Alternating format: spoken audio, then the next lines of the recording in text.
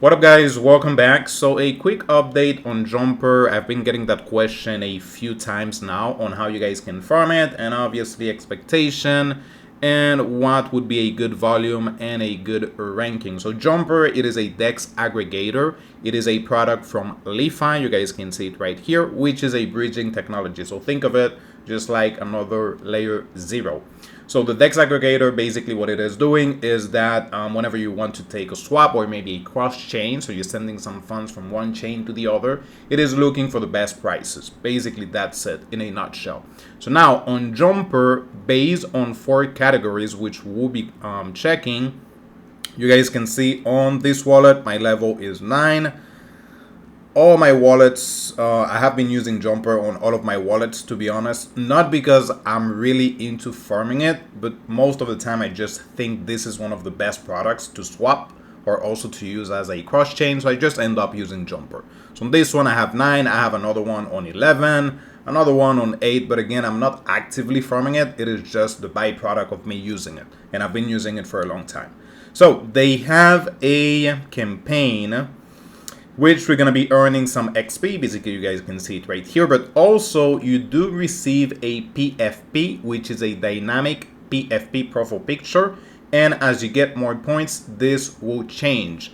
I'm going to be adding the link for it because I don't think you guys are able to find it here.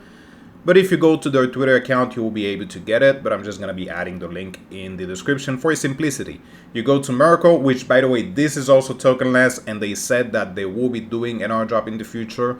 So just claim your PFP. And again, this will continue to change as you get more points. By the way, your points will get updated once a month. So if you start taking some transaction and then you're not seeing it updating, that's okay. You still need to wait by the end of the month or starting next month. So there are 4 different categories that we can use to receive some points. The first one is swap or, bridging, chain or, and then taking some transaction. If I am not mistaken, transaction, it is the amount of transaction that you're taking. So the total amount of transaction. Swap or is the amount of volume that you're taking whenever you're swapping. So let's say that I have $100 worth of ETH and then I want to swap it for USDC. Then that is $100 for swapping. That is basically the volume. I just added $100 in volume. If I do it 10 times, that is $1,000 in volume. Now, chain or, it is the amount of chains that you're using. So the more chains that you use, obviously you're going to be receiving more points. Last one is bridge or, which is basically just bridging, the amount of volume that you are doing whenever you're bridging from one chain to the other. So again, I have $100 worth of ETH. I want to send it to maybe Optimism, Polygonmatic, or anything like that. Then I'm basically adding some volume whenever I'm sending it to the other chain. So these are the 4 categories that you guys can get involved with. Now, it is a little bit hard to get some points in terms of adding volume since it is not like a perp platform. So perp's platform, you guys can use 50x's leverage, 100x's leverage. So if you have something like $100, you can really do a lot of volume with just $100. But on Jumper, since it is not a perp platform, you're basically swapping your funds. $100 is $100 in volume. So obviously, if you have more funds, it will be easier for you to add more volume. So usually, first tip, one thing that I do is, let's say that this month or maybe this week, I really want to farm Jumper. I would try to allocate more funds into my wallet. So let's say I have $1,000 here on another wallet, $1,000 on the other wallet. I would send it out. Obviously, you guys know the trick, which is not sending funds in between our wallets. We're sending it back to the exchange, and then from there, we're removing our funds. So once I have maybe 2K, 3K, then I can start swapping, because obviously if you have $3,000, you take 10 swap, that is $30,000 in volume. But if you have $300, you take 10 swap, that is $3,000 in volume. So we have 30K versus 3K. So obviously it will be easier for you if you have more funds. Next is using as many chains as possible. So going back to exchange, what I do like about this is that there is some chains that most likely not all of us are using. So Ethereum actually is one of them because it is kind of expensive in comparison to the others. Next, we also have Fuse, we have Moon River, we have, let's see what else. Genesis is another one. Phantom, there is a lot of users right now, but you can also get involved with it.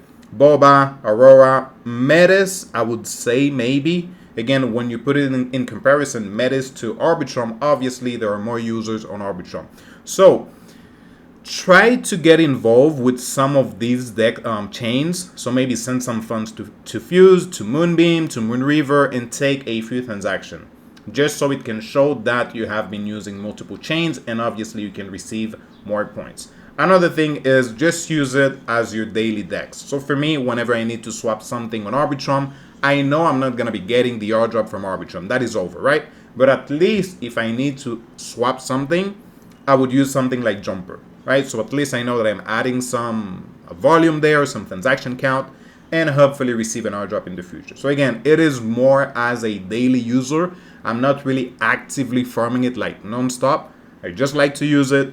Pretty easy to use. Also cheap, not too crazy expensive. So I do think it is the best product for me whenever I need to swap or just send some funds. Unless I want to use another bridge, which might be tokenless. So yeah, pretty easy to farm. Again, just a swap. So for example, here on ETH, I have 128. If I want to take a swap on the same chain, I can do it for USDT, or I can send some funds to maybe ZK Sync, choose whatever I want, and then I send my funds, right? Nothing else.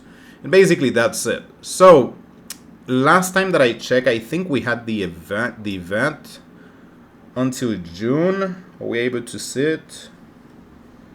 Looks like, oh yeah, here it is, until June 29. Now I don't know if we will have any other seasons after it, but still I guess we still have time to push more volume, more transaction, and then try to increase our points. Again, it is on a month-to-month basis, so that means we only have 2 months left, May, June, and that's it.